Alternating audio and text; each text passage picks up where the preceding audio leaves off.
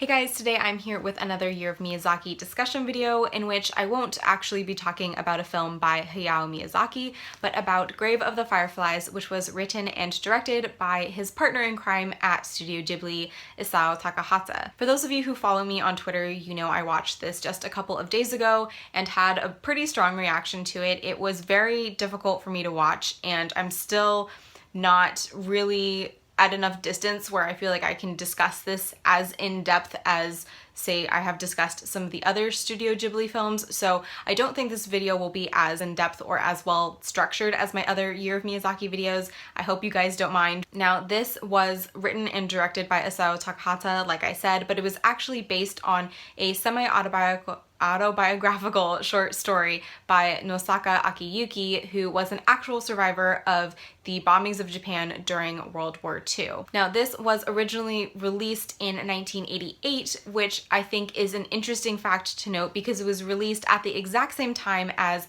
Miyazaki's My Neighbor Totoro, and fun fact, they were actually released originally as a double feature. So I believe you saw this one first and then Totoro was played after. If you know anything about My Neighbor Totoro, which I'm sure you do if you're watching this video as a fan of Studio Ghibli, these are very different films. They're both told about child characters and from young adult perspectives, but this is definitely darker and grittier, especially by Studio Ghibli standards, so I was very surprised that they would release them as a double feature. Based on what research I've done, that ended up being a massive fail for Studio Ghibli because parents were expecting to take their kids to see a couple lighthearted cartoons and ended up taking them to see a war film. Luckily, My Neighbor Totoro was able to rebound once it was kind of repackaged on its own, but this is definitely something that I haven't heard quite as much about and I don't think is quite as mainstream because of its darker subject matter. And on that note, I should probably summarize the film.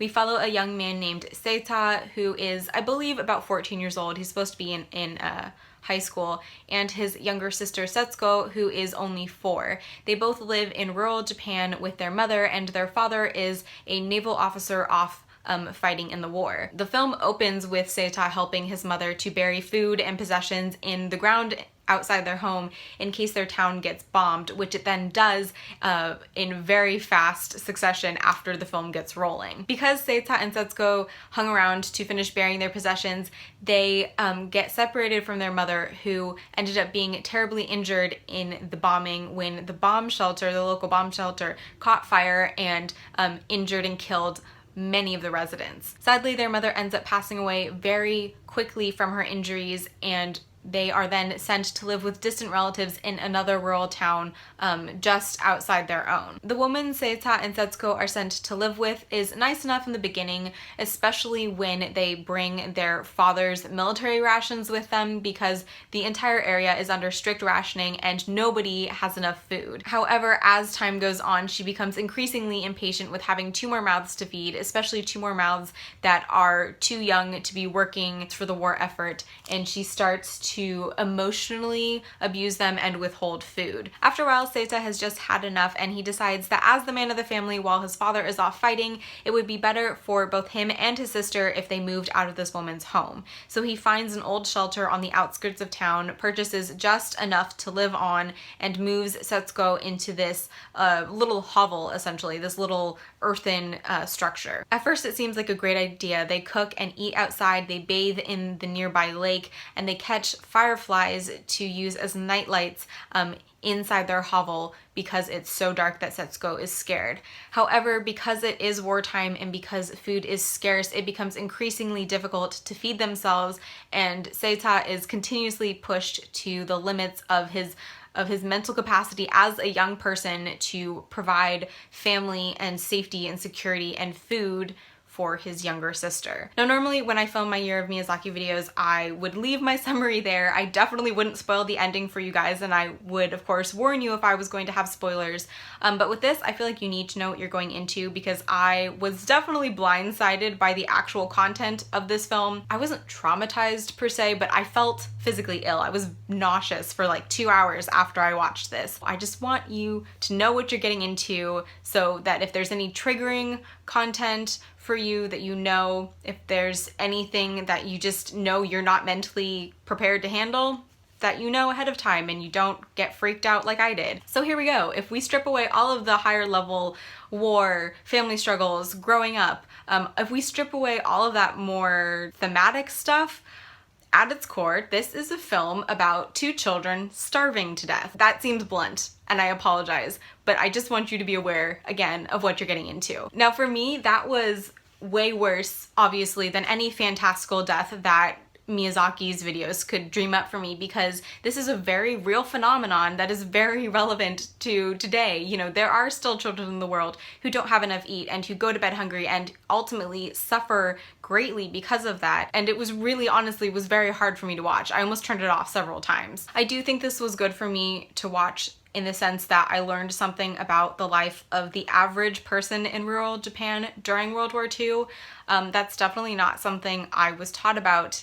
I think the extent of talking about Japan in regards to World War II in my American education was talking about Japanese prisoner of war camps or kamikaze, or just this very fanatical need to always be working towards the war effort. That's really all I was ever told. I didn't know anything about civilian life during World War II in Japan. I also thought this was a really interesting look at not only what it was like to be a young person in Japan during World War II, but what it was like to be the firstborn son of a soldier during World War II.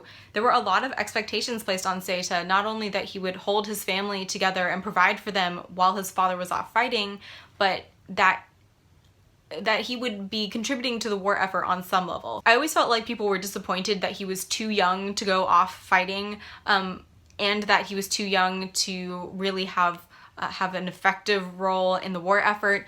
But I mean, he did the best he could, and I think you could really see those pressures weighing on him no matter what decision he made. To touch on the animation really quick, I thought it was really beautiful. It's similar to Miyazaki's in some respects, and definitely more realistic in others. I know that when I was reading up on this film, Takahata really wanted to use browns for the outlines of his characters, just to make everything feel softer and more nostalgic, and yet more grim and somber at the same time. So I thought that was interesting, but I also really liked how in kind of the dream spirit sequences, they were distinguished from reality by using kind of warmer tones like yellows and oranges, and I just overall thought it was really beautifully drawn and very beautifully animated. So those are my thoughts on Grave of the Fireflies by Isao Takahata, and I hope you guys didn't mind my bluntness and kind of general rambliness in this video, but I just really want you to know what you're getting into, because this was very difficult for me to watch. And if I had watched this when I was younger, this would have given me nightmares. Like, this is the kind of thing that I was very sensitive to as a younger person, but this is beautiful. So if you feel like you can do this emotionally, I would watch it. I would suggest it. Just maybe watch with somebody. Maybe that was part of the problem, that I was watching by myself. So if you guys have watched Grave of the Fireflies and would like to share your thoughts in the comments below, I always appreciate that. But on my next Year of Miyazaki video, I will be talking about My Neighbor Totoro. Finally, something a little bit more fun, a little bit lighter. So if you guys would like to watch that in preparation, that should be up in a couple of weeks. And that's all I have for today. So thank you guys so much for watching. I hope you enjoyed the video. I hope you are having a fantastic day, and I will see you next time. Bye.